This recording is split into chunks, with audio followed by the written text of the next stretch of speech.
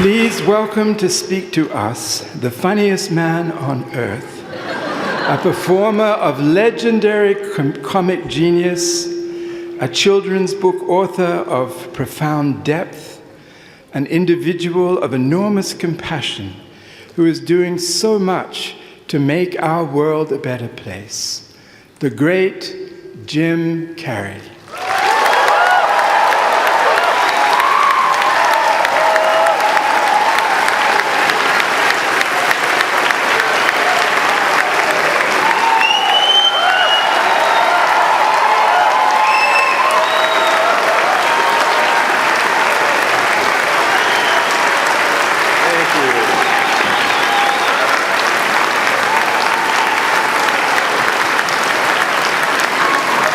Sitting down for? I was going to milk that for a while. You guys can stretch that out in post, right? You can make that longer in the edit. Thank you, Bevin. Thank you all. Jai Guru Dev.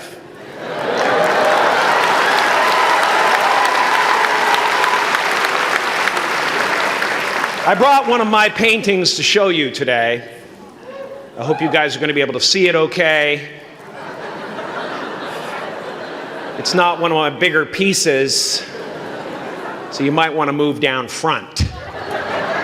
Get a good look at it. Faculty, parents, friends, dignified guests, graduating class of 2014.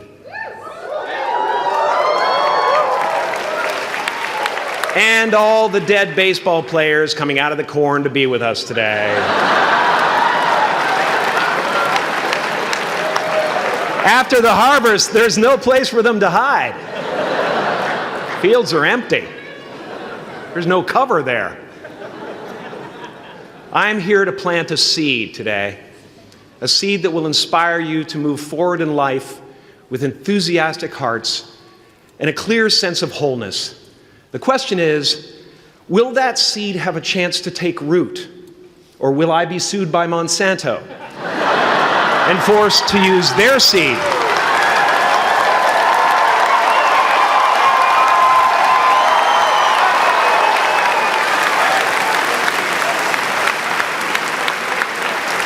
Which may not be totally Ayurvedic. Excuse me if I seem a little bit low energy today, whatever this is.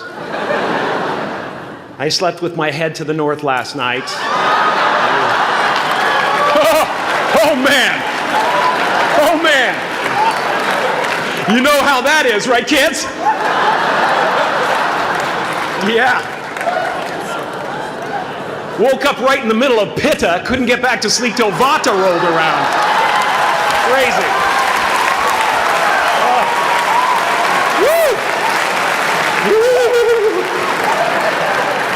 But I didn't freak out, you know. I used that time to eat a large meal. Connect with someone special on Tinder. Because life doesn't happen to you, it happens for you. How do I know this? I don't, but I'm making sound, and that's the important thing. That's what I'm here to do. Sometimes I think that's the only thing that's important, really, you know? It's just letting each other know we're here. You know? Reminding each other that we're part of a larger self. I used to think Jim Carrey is all that I was. Just a flickering light, a dancing shadow, the great nothing masquerading as something you can name.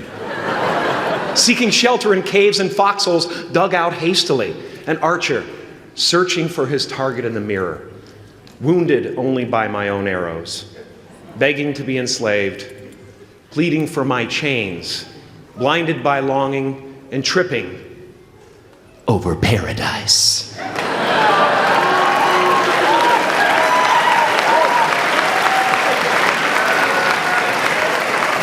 I get an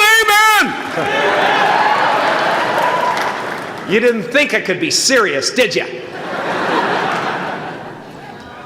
I don't think you understand who you're dealing with. I have no limits.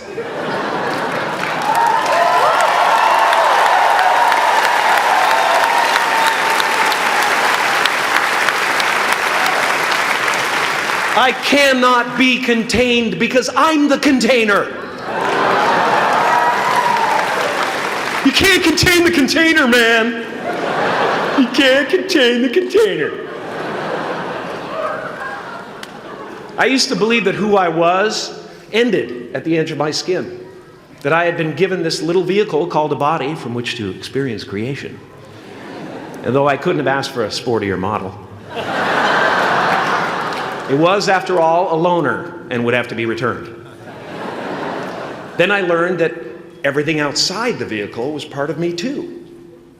And now I drive a convertible.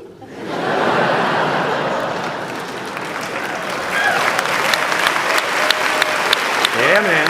Top down, wind in my hair. Woo! I am elated and truly excited to be present and fully connected to you at this important moment in your journey. I hope you're ready to open the roof and take it all in. Okay, 4 more years then. They're obviously not ready. Just need some more cooking. Now, I want to thank the trustees, the administrators, the faculty of MUM for creating an institution worthy of Maharishi's ideals of education, a place that teaches knowledge and experience, the knowledge and experience necessary to be productive in life, as well as enabling the students through transcendental meditation and ancient Vedic knowledge to slack off twice a day for an hour and a half.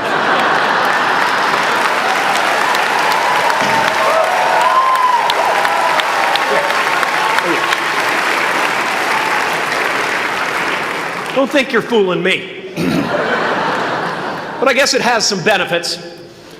It does allow you to separate who you truly are and what's real from the stories that run through your head. You have given them the ability to walk behind the mind's elaborate set decoration and to see that there's a huge difference between a dog that is going to eat you in your mind and an actual dog that is going to eat you.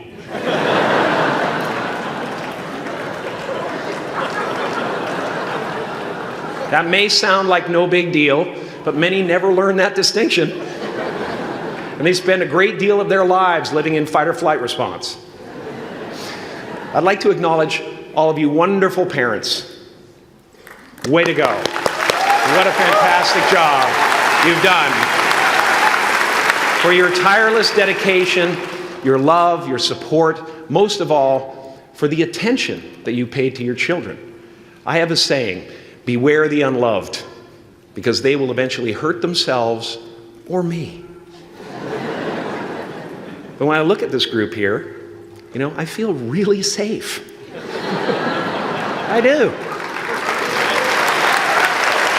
I'm just going to say it. My room is not locked. My room is not locked.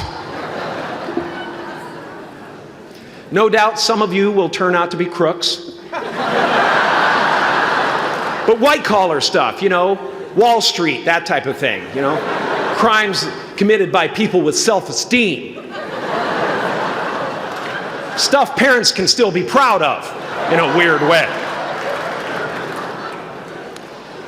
And to the graduating class of 2017, -3, you didn't let me finish. Congratulations. Yes, give yourself a round of applause, please. Please.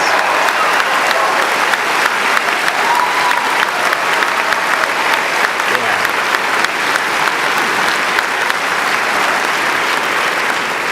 You are the vanguard of knowledge and consciousness, a new wave in a vast ocean of possibilities. On the other side of that door, there's a world starving for new ideas, new leadership. I've been out there for 30 years. She's a wildcat. Oh, she'll rub up against your leg and purr until you pick her up and start petting her, and then out of nowhere, she'll swat you in the face. It can be rough out there, but that's okay, because there's soft serve ice cream with sprinkles. I guess that's what I'm really trying to say here today. Sometimes it's okay to eat your feelings. Now, fear is going to be a player in your life, but you get to decide how much. You can spend your whole life imagining ghosts, worrying about the pathway to the future, but all there will ever be is what's happening here, and the decisions we make in this moment, which are based in either love or fear. So many of us choose our path out of fear disguised as practicality. What we really want seems impossibly out of reach and ridiculous to expect, so we never dare to ask the universe for it. I'm saying I'm the proof that you can ask the universe for it. Please.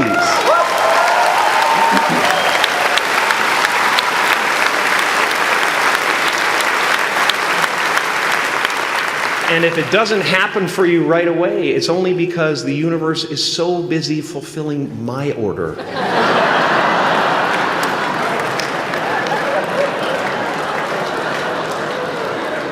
Party size! My father could have been a great comedian, but he didn't believe that that was possible for him. And so he made a conservative choice. Instead, he got a safe job as an accountant. And when I was 12 years old, he was let go from that safe job. And our family had to do whatever we could to survive. I learned many great lessons from my father, not the least of which was that you can fail at what you don't want. So you might as well take a chance on doing what you love.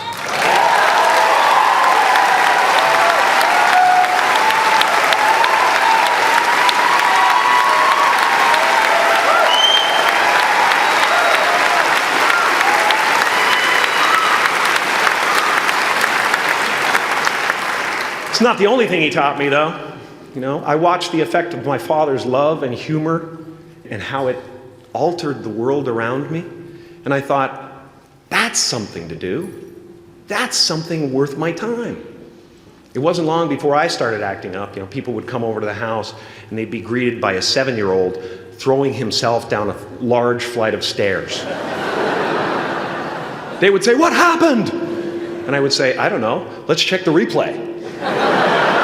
I'd go back to the top of the stairs and come back down in slow motion.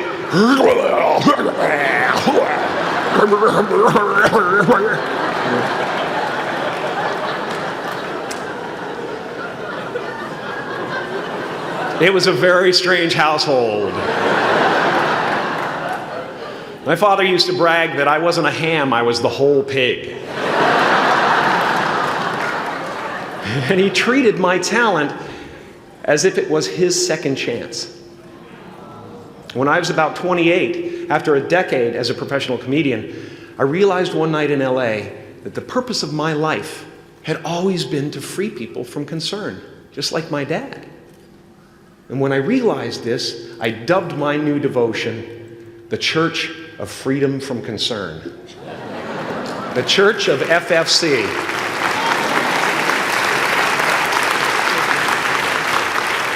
And I dedicated myself to that ministry. What's yours?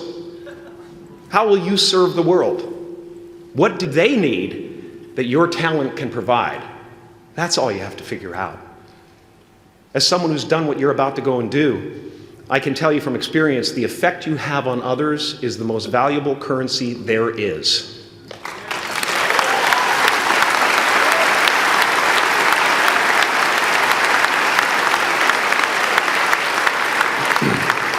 Because everything you gain in life will rot and fall apart, and all that will be left of you is what was in your heart.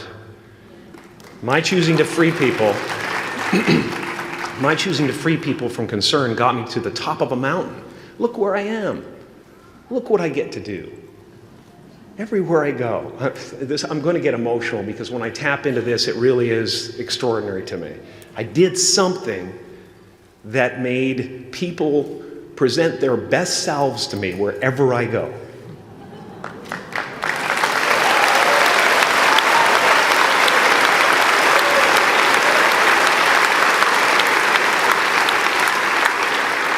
I am at the top of the mountain, and I was, and the only one I hadn't freed was myself, and that's when my search for identity deepened. I wondered who I'd be without my fame. Who would I be if I said things that people didn't want to hear? Or if I defied their expectations of me? What if I showed up to the party without my Mardi Gras mask and refused to flash my breasts for a handful of beads? I'll give you a moment to wipe that image out of your mind.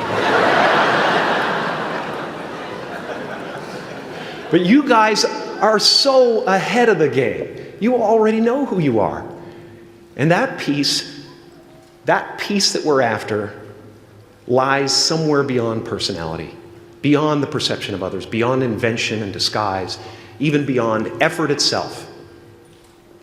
You can join the game, fight the wars, play with form all you want, but to find real peace, you have to let the armor go. Your need for acceptance can make you invisible in this world. Don't let anything stand in the way of the light that shines through this form. Risk being seen in all of your glory.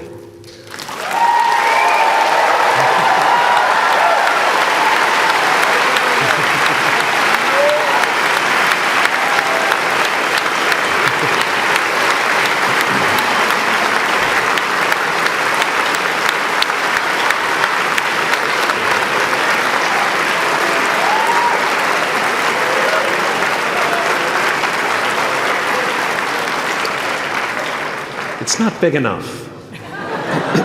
This painting is big for a reason. It's called high visibility. It's about picking up the light and daring to be seen. Here's the tricky part. Everyone is attracted to the light. The party host up at the top, who thinks unconsciousness is bliss and is always offering to drink from the bottles that empty you.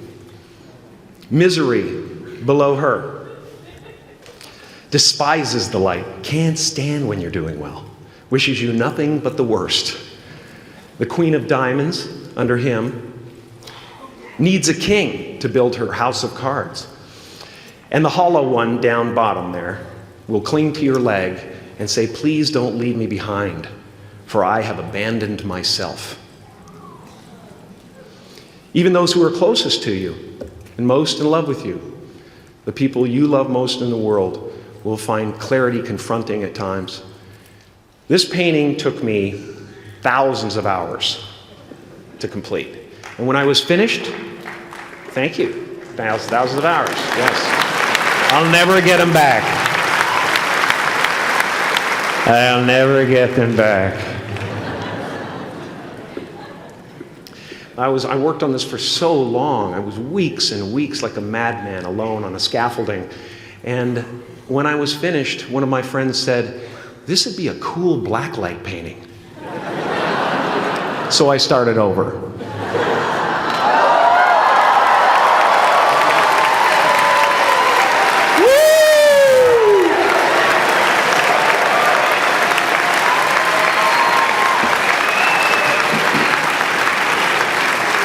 Welcome to Burning Man.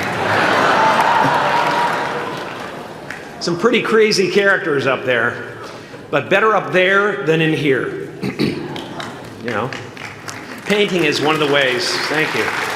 Painting is one of the ways I free myself from concern, a way to stop the world through total mental, spiritual, and physical involvement. But even with that comes a feeling of divine dissatisfaction, because ultimately, we're not the avatars we create. We're not the pictures on the film stock. We are the light that shines through. All else is just smoke and mirrors, distracting, but not truly compelling.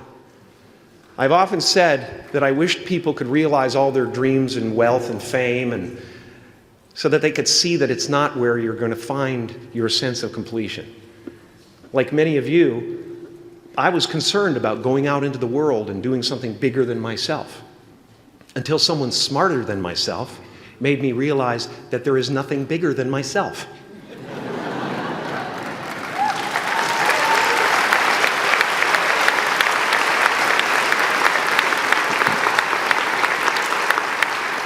My soul is not contained within the limits of my body. My body is contained within the limitlessness of my soul. One unified field.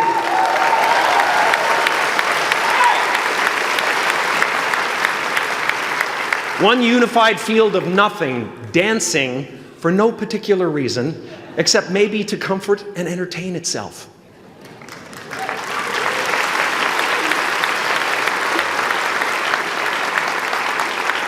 As that shift happens in you, you won't be feeling the world, you'll be felt by it. You'll be embraced by it. Now I'm always at the beginning. I have a reset button, and I ride that button constantly. Once that button is functioning in your life, there's no story that the mind could create that will be as compelling. The imagination is always manufacturing scenarios, both good and bad, and the ego tries to keep you trapped in the multiplex of the mind.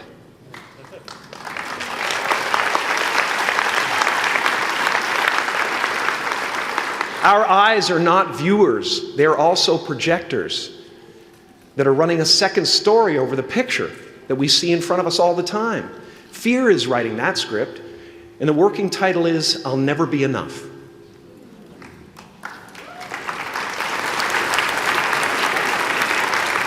Now you're going to look at a person like me and say, how could we ever hope to reach those kind of heights, Jim? How can we make a painting that's too big for our home? How do you fly so high without a special breathing apparatus? This is the voice of the ego. And if you listen to it, there will always be someone who's doing better than you. No matter what you gain, ego will not let you rest. It will tell you that you cannot stop until you've left an indelible mark on the earth, until you've achieved immortality. How tricky is this ego that it would tempt us with the promise of something we already possess?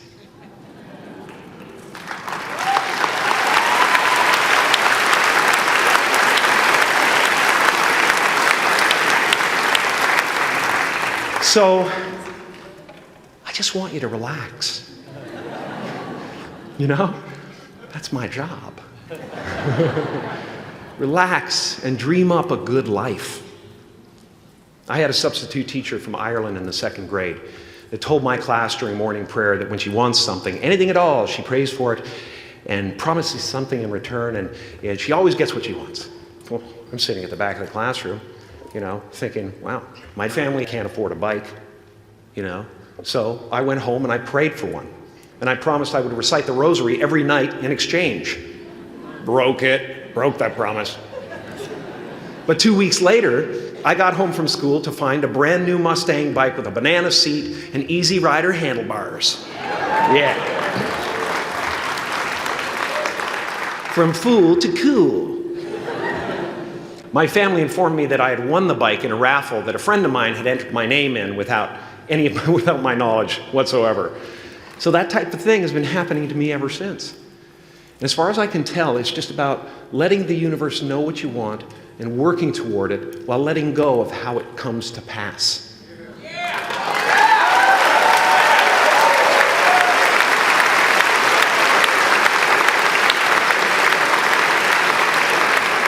Your job is not to figure out how it's going to happen for you, but to open the door in your head. And when the door opens in real life, just walk through it.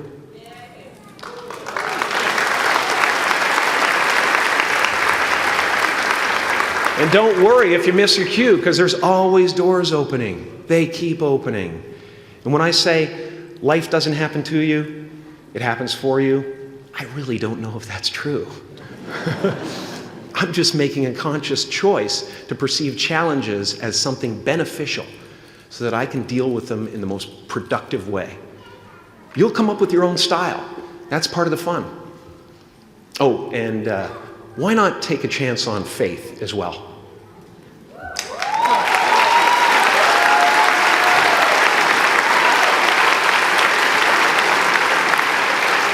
Take a chance on faith. Not religion, but faith. Not hope, but faith. I don't believe in hope. Hope is a beggar. Hope walks through the fire and faith leaps over it.